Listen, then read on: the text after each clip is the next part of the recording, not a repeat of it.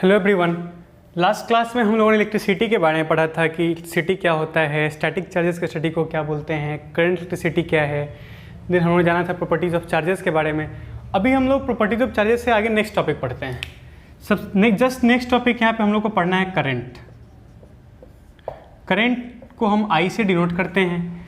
Basically इसमें confusion क्या होता है कि करंट क्या है, वोल्टेज क्या है, हम सबको एक ही समझने लगते हैं। ऐसा बिल्कुल नहीं है।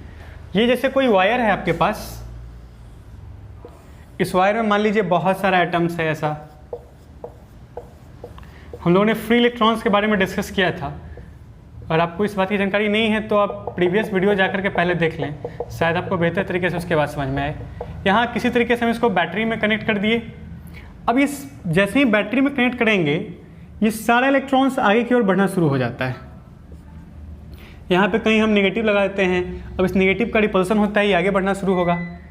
ये जो वायर का एरिया है, जैसे मान लीजिए ये आपका वायर है, वायर का ये वाला जो एरिया होता है इसको बोलते हैं क्रॉस सेक्शन एरिया। यहीं से इलेक्ट्रॉन से आगे बढ़ रहा होगा वायर के अंदर। और ये जो एरिया हो गया इसको बोलते हैं कर्व्ड सरफेस एरिया। यहाँ से मान लीजिए कुछ ऐसा इलेक्ट्रॉन्स निकल रहा है यहाँ से एकदम तेजी से। 1 सेकेंड के अंदर यहाँ से जितना चार्ज पास हो जाएगा वही आपका करंट कहलाता है। मान लीजिए कि यहाँ से 1000 इलेक्ट्रॉन बाहर निकला 1 सेकेंड। देखो टाइम 1 सेकेंड ही होना चाहिए। यहाँ से अगर 1000 इलेक्ट्रॉन्स बाहर निकल रहा है तो कितना चार्ज बाहर निकला? एक इलेक्ट्रॉन का चार्ज है 1.6 इंटू 10⁻⁻19 कूलम। तो 1000 इलेक्ट्रॉन का कितना होगा? 1000 इसको मल्टीप्लाई कर देंगे, मतलब कितना हो गया? 1.6 इंटू 10⁻16 कूलम। यही इसका करंट हुआ। किसी भी वायर के क्रॉस सेक्शन एरिया से 1 सेकेंड में जितना चार्ज पास करता है उसको हम लोग करंट बोलते हैं। करंट को आई से डिनोट करते हैं। एक दूसरी बात, हम लोग एक तरीके से करंट को और बता सकते हैं। जैसे t सेकेंड में मान लीजिए यहाँ से q चार्ज पास कर गया, तो 1 सेकेंड में कितना चार्ज पास किया होगा? q/t। 1 सेकेंड में जो चार्ज पास हुआ उसी को करंट बोलते हैं। इसको आई से डिनोट करेंगे हम लोग। और ये एक स्केलर क्वांटिटी है। हालांकि इसके पास डायरेक्शन तो है लेकिन ये वेक्टर के कुछ रूल्स को फॉलो नहीं करता है, इसलिए हम इसको स्केलर ही मान लेते हैं। करंट का डायरेक्शन ध्यान रखिएगा, पॉजिटिव टू नेगेटिव होता है। क्यों होता है हम जस्ट आगे बताएंगे आप लोगों को। तो और इसका जो SI यूनिट है वो आपका एम्पियर है। आई जैसे मान लीजिए यहाँ से 10 कूलम चार्ज पास हो गया 1 सेकेंड में, तो इसका करंट कितना बोलेंगे? 10 एम्पियर लिखा हुआ है। जैसे मान लीजिए कहीं लिखा हुआ है 10 एम्पियर्स। इसका क्या मतलब है कि यहाँ से 1 सेकेंड में 10 कूलम चार्ज पास हो रहा है। और कहीं 20 एम्पियर लिखा है, इसका मतलब क्या? इस वायर से हर 1 सेकेंड 20 कूलम ऑफ चार्ज पास हो रहा है। जैसे डेफिनेशन एक क्वेश्चन पूछता है बोर्ड में, डिफाइन 1 एम्पियर। 1 एम्पियर का मतलब क्या है? किसी वायर के क्रॉस सेक्शन एरिया से हर 1 सेकेंड 1 कूलम चार्ज पास हो रहा है, तो हम करंट क्या बोलते हैं? 1 एम्पियर है। When 1 coulomb of charge passes through the cross section of this wire per unit time the current is said to be 1 ampere. ध्यान रहे, जब भी हम करंट का डेफिनेशन लेते हैं ऑलवेज पॉजिटिव चार्ज। आप नेगेटिव चार्ज कभी भी डेफिनेशन में यूज़ नहीं करेंगे। ये एक बड़ा अजीब बात है। जितना भी रूल्स था सबका सब लोग पॉजिटिव के लिए बना दिए शुरू में, करंट का, वोल्टेज, सब पोटेंशियल सबका। बाद में मालूम चला कि मूव तो असली में इलेक्ट्रॉन कर रहा है यहाँ पे, तो सारा रूल्स कहीं ना कहीं उल्टा हो गया। हम लोग बोलते हैं कि करंट ईस्ट की ओर है तो इलेक्ट्रॉन इसका मतलब वेस्ट की ओर जा रहा है। और हम बोल रहे हैं कि करंट ऊपर है, मतलब समझिए इलेक्ट्रॉन नीचे जा रहा है। लिखते कुछ और है, यहाँ बोलते कुछ और है। क्योंकि रूल्स तो बना लिए पॉजिटिव चार्ज के लिए हम लोग। जैसे शुरू में आप ही को हम कोई कैलकुलेशन करने के लिए दें, कुछ पॉजिटिव नंबर दे, कुछ नेगेटिव नंबर दे, तो आप भी तो पॉजिटिव नंबर को ही ना चुनिएगा क्योंकि उसका कैलकुलेशन इजी होता है। तो सारा रूल्स लोग बना दिया पॉजिटिव के लिए और लास्ट में मालूम चला कि सब का सब जो लफड़ा है सब इलेक्ट्रॉन का है। इसीलिए जो हम बोल रहे होते हैं शायद कहीं उसका उल्टा हो रहा होता है। हम बोलते हैं करंट डाउनवर्ड है, इसका मतलब इलेक्ट्रॉन ऊपर जा रहा है। और हम बोलेंगे करंट नॉर्थ में है, इसका मतलब इलेक्ट्रॉन साउथ में जा रहा है। रूल्स प्रोटॉन्स के लिए, पॉजिटिव चार्जेस के लिए डिजाइंड है। और रियलिटी में जो यहाँ मोशन कर रहा होता है वो सबका सब इलेक्ट्रॉन है, नेगेटिव चार्जेस है। इसीलिए सब उल्टा हो गया हुआ है। क्लियर? इसके जस्ट बाद नेक्स्ट टॉपिक हमको जानना है। एक दो चीज़ और मैं बता दूं, कभी कभी इस रूल को लोग ऐसा भी लिख देते हैं, इस टी को डिवाइड में इधर मल्टीप्लाई में लोग भेज देता है। तो Q इज इक्वल्स टू क्या हो गया? IT। पहला आपको ये ध्यान रखना है। दूसरा, करंट का ऐसा यूनिट क्या होगा? एम्पियर। A से डिनोट करते हैं हम लोग। तीसरी बात, इसको हम I से डिनोट करते हैं। ये एक स्केलर क्वांटिटी है और इसका डायरेक्शन होता है positive to negative terminal. Current का मतलब क्या हुआ? 1 सेकेंड में जितना चार्ज पास हुआ यहाँ से उसी को हम करंट बोलेंगे। 1 सेकेंड में जितना पॉजिटिव चार्ज यहाँ से पास हो गया उसी को करंट बोलते हैं। क्लियर?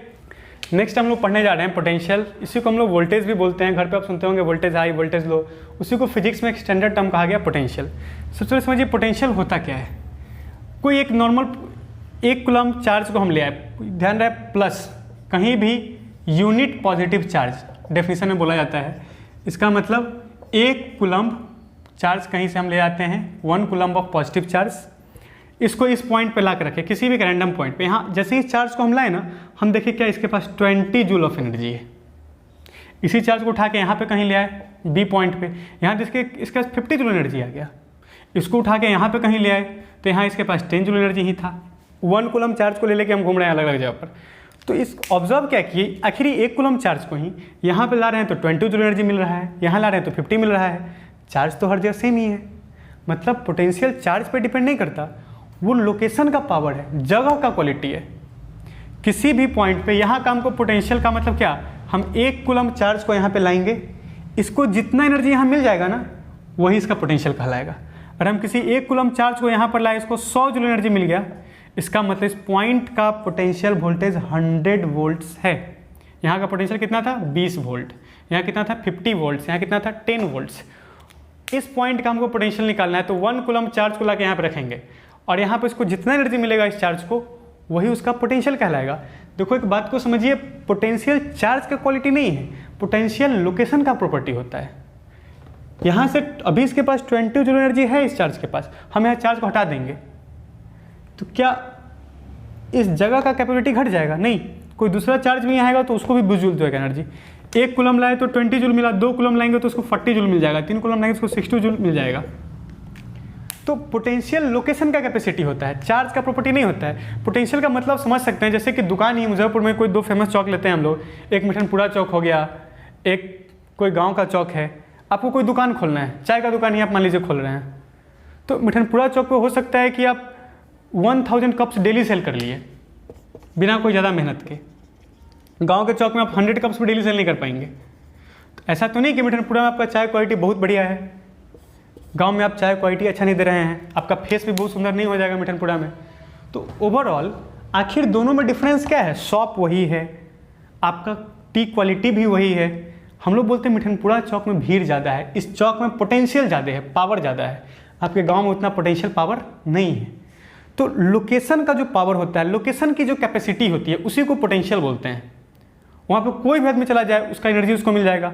सिमिलरली इस जगह का पावर, मान लीजिए यहाँ का पोटेंशियल अगर 1000 वोल्ट है इस जगह का, तो यहाँ पर हम 1 कूलम चार्ज को लाएंगे तो उसको 1000 जूल एनर्जी मिल जाएगा। 2 कूलम चार्ज को यहाँ लाएंगे तो उसको 2000 जूल एनर्जी मिलेगा। उसी चार्ज को उठा के यहाँ पर रखेंगे तो उसको 100 जूल एनर्जी मिलेगा, क्योंकि पोटेंशियल चार्ज का प्रॉपर्टी नहीं है, वो जगह का पावर है, लोकेशन की कैपेसिटी पोटेंशियल होता है। पोटेंशियल का सीधा मतलब है किसी भी पॉइंट पे 1 कूलम पॉजिटिव चार्ज को आप ले जाइए, उसको जितना एनर्जी मिल जाएगा वही उसका वोल्टेज पोटेंशियल कहलाता है। दूसरी बात, चार्ज के आने या ना आने से इस जगह का पोटेंशियल डिक्रीज इंक्रीज नहीं होगा, उसका पोटेंशियल रहेगा ही। यहाँ पर पोटेंशियल 500 है, इसका मतलब यहाँ चार्ज रहे चाहे नहीं रहे, वोल्टेज तो रहेगा, पोटेंशियल यहाँ रहेगा। हाँ, जैसे ही हम चार्ज को यहाँ पे लाएंगे, इसको इतनी एनर्जी मिल जाएगी, यही पोटेंशियल हमको बताता है। रूल बोलता है क्या कि amount of work done, energy spent to bring 1 coulomb of positive charge, मैं लिख देता हूँ इसको, amount of work done to bring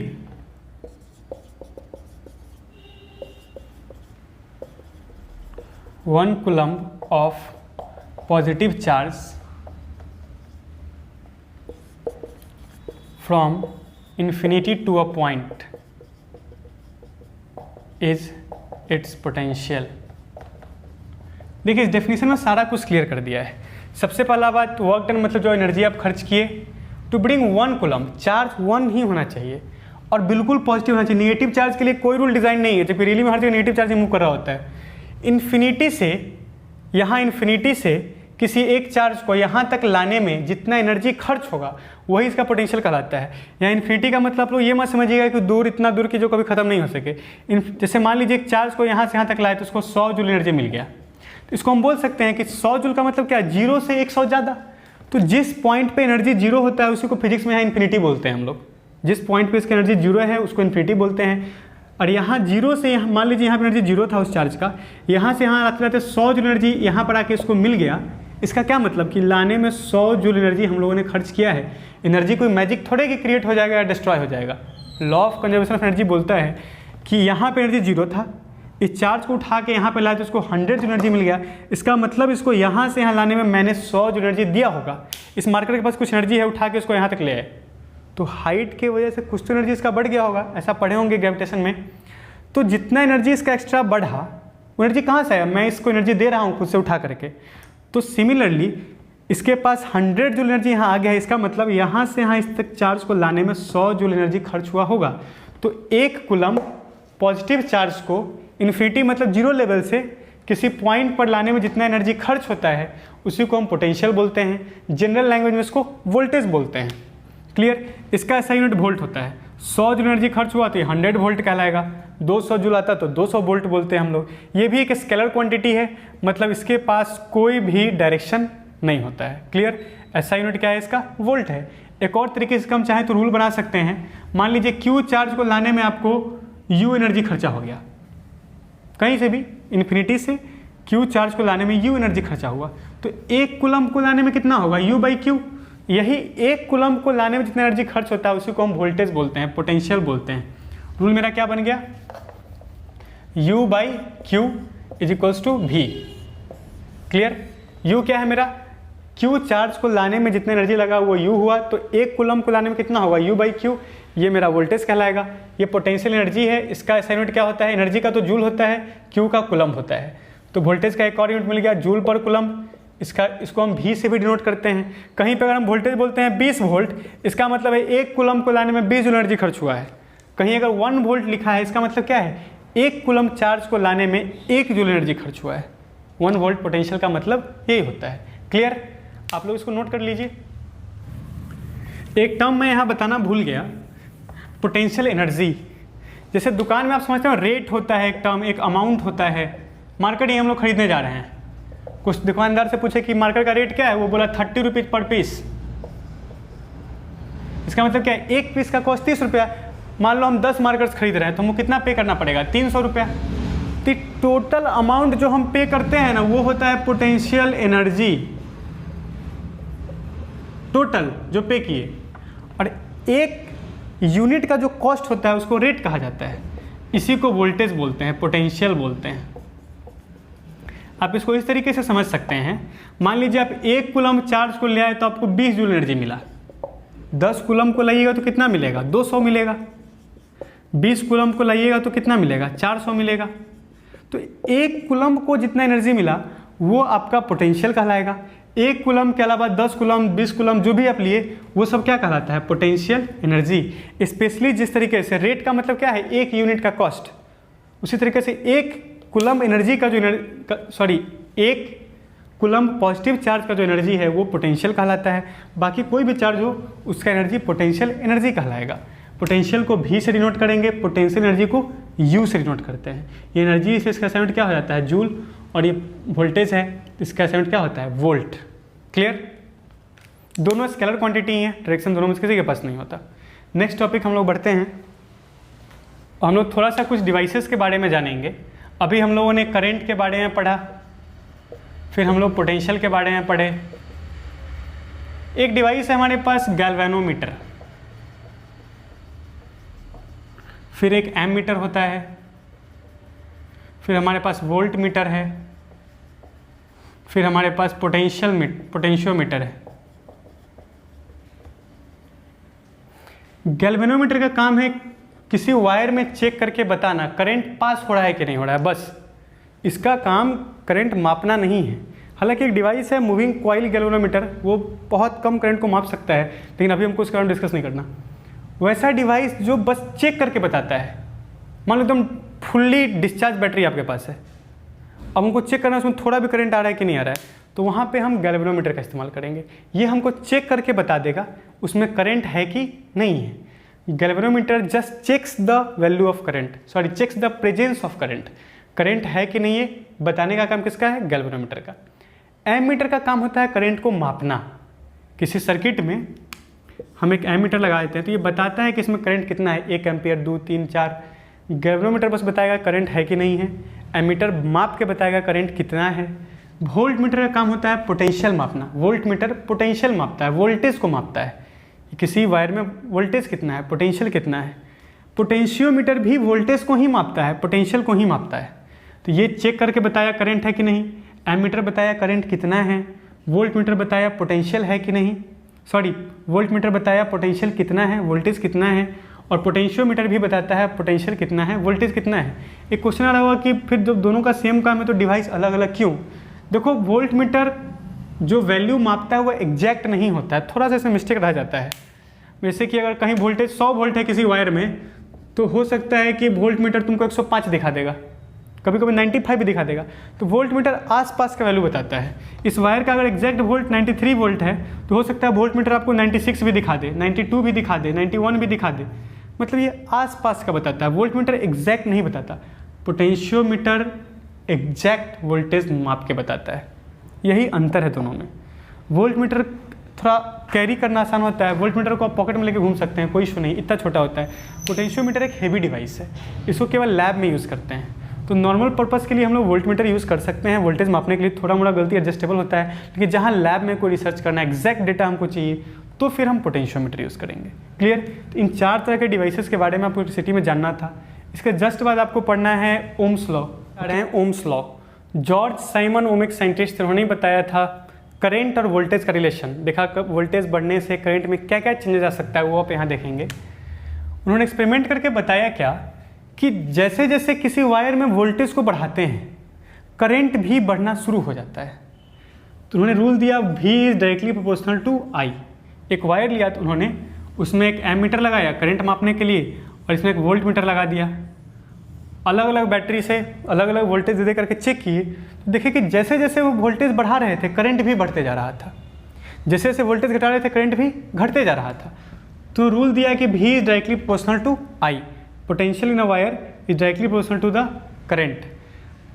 अब आप जानते हैं कभी भी डायरेक्टली प्रोपोर्शनल को हटाने के लिए एक कांस्टेंट हमको देना पड़ता है, तो वो कांस्टेंट उन्होंने बताया V is equals to I R। ये जो क्वांटिटी R आ रहा है इसी को हम रेसिस्टेंस बोलते हैं। हम लोग रेसिस्टेंस के बारे में आगे पढ़ेंगे। सबसे पहले ओम्स लॉ क्या बोलता है, इफ़ टेम्परेचर इज कांस्टेंट। एक बात ध्यान रहे, ये सब जो भी रूल है तभी काम करेगा, ओम का रूल तभी काम करता है जब टेम्परेचर कांस्टेंट हो। अगर टेम्परेचर कांस्टेंट नहीं है तो रूल काम नहीं करेगा। दूसरी बात, ये रूल सारे मटेरियल्स पर एप्लीकेबल नहीं है, कुछ मटेरियल्स इस रूल को फॉलो करता है, कुछ इसको फॉलो नहीं करता। तो ओम ने कहा कि 2 तरह का सब्सटेंस होता है, पहला होता है ओमिक मटेरियल्स, दूसरा होता है नॉन ओमिक सब्सटेंसेस। जो ओम्स लॉ को फॉलो किया उसको ओमिक मटेरियल सब्सटेंसेस बोलेंगे, जो ओम्स लॉ को फॉलो नहीं किया उनको हम नॉन ओमिक सब्सटेंसेस बोलेंगे। तो अभी हम लोग रूल्स केवल उन्हीं ऑब्जेक्ट्स के लिए पढ़ने जा रहे हैं जो ओम्स लॉ को फॉलो करता है। ओम्स लॉ का रूल क्या था, when temperature is constant the current produced in a wire is directly proportional to the voltage given. जितना वोल्टेज आप देंगे करंट उतना ही ज़्यादा होगा। इस डायरेक्टली प्रोपोर्शनल को हटाने के लिए उन्हें कांस्टेंट दिया, उसको हम बोलते हैं रेसिस्टेंस। हम लोग रेसिस्टेंस के बारे में समझते हैं कि रेसिस्टेंस क्या होता है। ये one of the most important topic है क्लास 10th का। जैसे कोई एक वायर आपको दिया हुआ है, इस वायर के अंदर बहुत सारा ऐसा एटम्स पैक्ड होता है। हम लोग डिस्कस किए थे कि यहीं बीच में इलेक्ट्रॉन्स है, ये फ्री इलेक्ट्रॉन्स ऐसा मूव कर रहा होता है। ये जो डॉटेड डॉटेड्स में फ्री इलेक्ट्रॉन्स को दिखा रहा हूँ। अब इलेक्ट्रॉन्स जैसे ही आगे बढ़ने का कोशिश करता है, ये ऐसे यहाँ से आगे बढ़ना शुरू किया, इस एटम से टकरा गया, फिर ऊपर टकराया, इसे टकराया, मतलब टकराते टकराते किसी तरीके से अब निकल जाता है। तो ये इलेक्ट्रॉन्स जब आगे बढ़ना शुरू करता है तो बीच में ये एटम से टकराना, आपस में इलेक्ट्रॉन का ही टकरा जाना, ये जो रुकावट इसको बार बार फील हो रहा है, ये प्रॉब्लम जो इसको बार बार फील हो रहा है, इसी को हम लोग रेसिस्टेंस बोलते हैं। जब इलेक्ट्रॉन्स आगे मूव करना चाहता है, करंट फ्लो होना चाहता है, उसमें जो ऑब्जेक्शंस, जो प्रॉब्लम्स उसको बार बार आता है, इसी को रेसिस्टेंस होने का। अब थोड़ा सा इसमें कॉमन सेंस आप लगाइए। जैसे इलेक्ट्रॉन्स मूव करना चाह रहा है तो जितना ज़्यादा दूर तक जाएगा उतना ज़्यादा टकराएगा आपस में, थोड़ा दूर चला तो कम टकराने का चांस है। तो उन्होंने फर्स्ट रूल बताया, this R is directly proportional to length of wire. ये वायर जितना लंबा होगा उतना ज़्यादा रेसिस्टेंस होगा। यहाँ इतना दूर आने में 5 बार टकरा गया, और दूर जाएगा तो और टकराएगा, और दूर गया तो और टकराएगा। तो first rule resistance is directly proportional to length. दूसरा उन्होंने कहा कि इस वायर को थोड़ा चौड़ा कर दीजिए, जैसे रोड ही है, रोड जितना पतला होता है टकराने का चांसेस उतना ज़्यादा है, रोड को चौड़ा कर दिया। अब ये वायर इतना बड़ा था तो इसको हम इतना बड़ा कर दिया, मोटा कर दिया एकदम। इतना ही एटम्स इसके अंदर है, ऐसा ऐसा,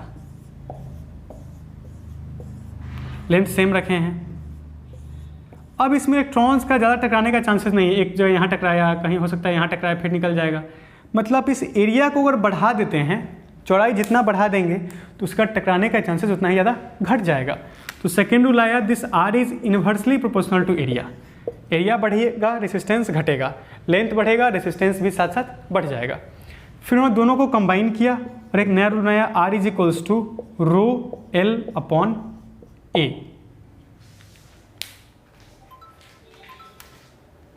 तो रूल दिया R is equals to rho L upon A, where L is length of wire, A is the area of wire. अब फिर से एक नया टर्म आ गया, ये रो क्या है? रो तो खैर बहुत सिंपल चीज़ है। सबसे पहले तो रेजिस्टेंस का हम जानते हैं, R is directly proportional to length, फिर it is inversely proportional to area. दोनों कंबाइन करके रूल बनाया, R is equals to rho L by A. इस रो को उन्होंने नाम दिया रेसिस्टिविटी। हम लोग रो के बारे में आगे पढ़ेंगे, पहले देखते हैं कि रेजिस्टेंस क्या है। तो फर्स्ट रूल हमको यहाँ से आर का मिल गया, R is equals to rho L by A. Resistance का एसआई यूनिट होता है ओम। हम बोलते हैं किसी वायर का रेजिस्टेंस कैसे है, 5 ओम, 10 ओम, 20 ओम। ओम को ही ऑनर करते हुए रखा गया था। दूसरा ये इसका सिंबल होता है रेजिस्टेंस का, ऐसे 5 ओम, 10 ओम्स, इस सिंबल से हम लोग इसको डिनोट करते हैं। क्लियर? ये भी स्केलर क्वांटिटी है, इसका कोई डायरेक्शन नहीं होता। अब रेजिस्टेंस के बारे में हम लोग जान गए। अब हम लोग पढ़ते हैं कि आखिर ये रो क्या होता है। हम लोगों ने एक रूल लिखा था, R is equals to rho L upon A. ये रो को हम रेसिस्टिविटी बोलते हैं। रो का डेफिनेशन कहा जाता है, resistance of a wire of unit length and unit cross section area. Unit का मतलब क्या, 1, और यूनिट एरिया क्रॉस सेक्शन वाला। मतलब एक किसी भी वायर का अगर लेंथ 1 हो, एरिया भी 1 हो, तब जब उसका रेजिस्टेंस होगा ना, उसी को हम रेसिस्टिविटी बोलते हैं। सेम रेट वाला अमाउंट वाला केस है। रेट का क्या मतलब, एक यूनिट का वैल्यू रेट हुआ, एक यूनिट वाला 10 kg खरीदो, 20 kg तुम चावल खरीदो, वो क्या है, सब उसका अमाउंट है। तो सिमिलरली अगर लेंथ 1 हो, एरिया भी 1 मीटर हो, मीटर स्क्वायर हो, तब जो वायर का रेसिस्टेंस है वही रेसिस्टिविटी कहलाता है। ये क्या होगा, रो एल के जब 1 डाल दिए, एरिया भी 1 डाल दिए, तो यहाँ से आर बराबर क्या आ गया, रो आ गया।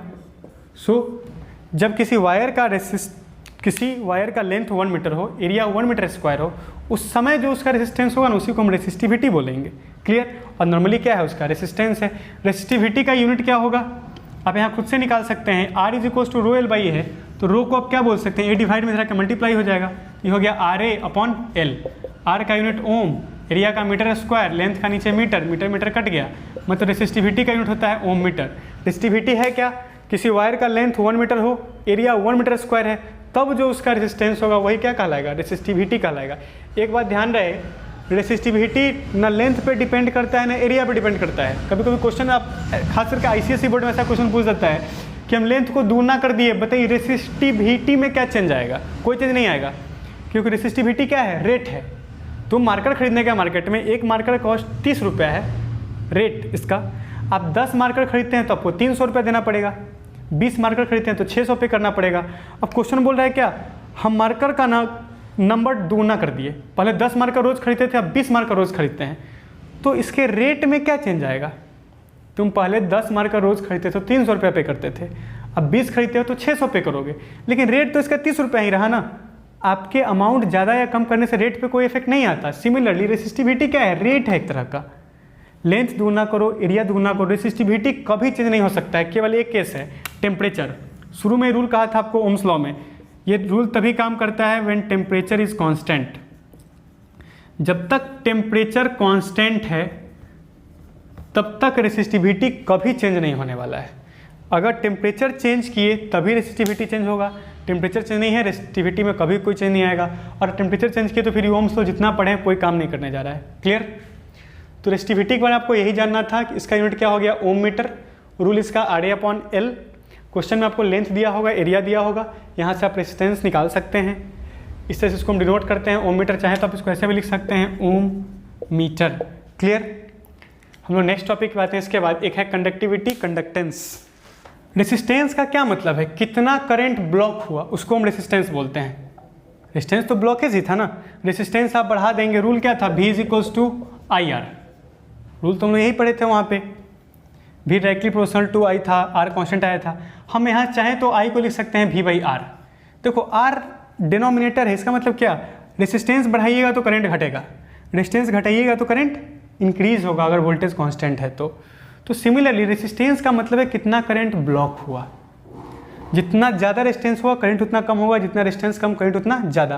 कंडक्टर्स का रेजिस्टेंस कम होता है और इंसुलेटर्स का रेजिस्टेंस हाई होता है काफ़ी। तो कंडक्टेंस एक नया टर्म है। कंडक्टेंस का मतलब होता है कितना करंट पास कर रहा है, रेजिस्टेंस का मतलब कितना करंट ब्लॉक हो रहा है, दोनों एक दूसरे का उल्टा है। तो इसको C से डिनोट करते हैं और C इज इक्वल्स होता है 1 बाई आर। रेसिस्टेंस का रेसिप्रोकल कंडक्टेंस को बोलते हैं, इसका सिंपल डेफिनेशन है, reciprocal of resistance is known as conductance. ज़्यादा ब्लॉक होगा तो करंट कम पास करेगा, कम ब्लॉक होगा करंट ज़्यादा पास होगा। रूल क्या है, रेसिस्टेंस का रूल है रो एल बाई ए, जस्ट अभी आप पढ़े थे। कंडक्टेंस का क्या होगा, इसको उल्टा कर दीजिए, एरिया ऊपर चला जाएगा, लेंथ नीचे आ जाएगा, रो के बदला 1 बाई रो, जो था सीधे उसका उल्टा कर देना है, ये कंडक्टेंस हो गया। यहाँ पे इसको रेसिस्टिविटी बोलते थे, इसको ये तो उल्टा हो गया ना रेसिस्टिविटी का, तो इसको कंडक्टिविटी बोलते हैं, इस सिंबल से नोट करते हैं। ये पूरा रेसिस्टेंस हो गया, ये पूरा फॉर्मूला किसका है, कंडक्टेंस। कांस्टेंट वहाँ रेसिस्टिविटी कहलाता था, यहाँ क्या कहलाएगा, कंडक्टिविटी। रेसिस्टेंस का यूनिट क्या था, ओम, कंडक्टेंस का क्या होगा 1 बाई ओम, इसको चाहे तो ऐसे भी लिख सकते हैं -1। रेजिस्टेंस का यूनिट OHM ओम, इसका कंडक्टेंस का उल्टा कर दो MHO, ये कंडक्टेंस का यूनिट है। रेसिस्टिविटी का यूनिट क्या था, ओम मीटर, कंडक्टिविटी का क्या होगा पर ओम मीटर, मतलब क्या रेसिप्रोकल करेंगे तो ऊपर जाके पावर -1 हो जाता है। यही है रेसिस्टेंस और कंडक्टेंस। क्लियर।